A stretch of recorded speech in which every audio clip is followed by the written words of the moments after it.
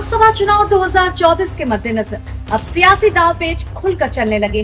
हाल ही में बीजेपी ने एक ऐसा दांव चला है जिससे सपा प्रमुख अखिलेश यादव के पिछड़ा दलित अल्पसंख्यक वाला फॉर्मूला बेअसर साबित होता नजर आ रहा है। पश्चिमी यूपी के दो सियासी दिग्गज पूर्व मंत्री साहिब सिंह सैनी जो कि सपा से हैं और पूर्व सांसद राजपाल सैनी जो कि रालोद से बीजेपी में शामिल हो गए। इससे सपा और राष्ट्रीय लोकदल दोनों को एक बड़ा झटका लगा है, जो कि साथ मिलकर 2024 के लिए चुनाव लड़ने की तैयारी में। सोमवार को ये घटना राष्ट्रीय लोकदल की दलित जाट मुस्लिम और समाजवादी पार्टी के पीडीए यानी कि पिछड़े दलित अल्पसंख्यक फॉर्मूले को कमजोर करने की रणनीति के रूप में देखी जा रही।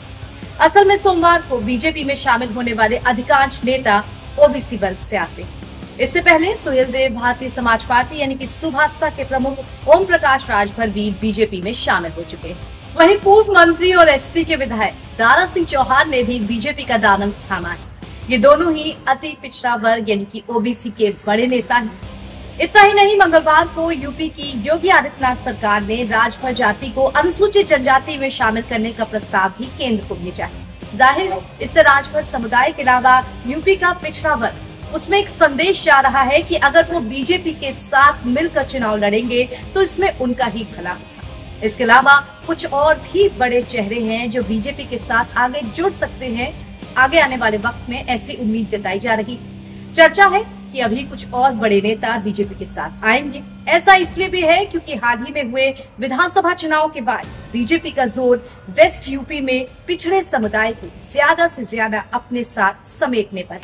इसी दिशा में पिछड़े नेताओं को जोड़ने की एक मुहिम सी चल रही।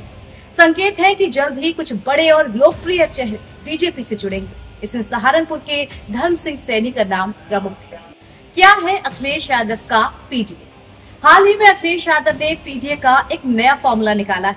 खासकर बीजेपी के खिलाफ बने विपक्षी दलों की बैठक के बाद अखिलेश यादव ने कहा कि आने वाले लोकसभा चुनाव में पिछड़ा दलित और अल्पसंख्यक यानी कि पीडीए ये एनडीए की एकता पर जोरदार प्रहार करेगा और बीजेपी पर भारी पड़ेगा।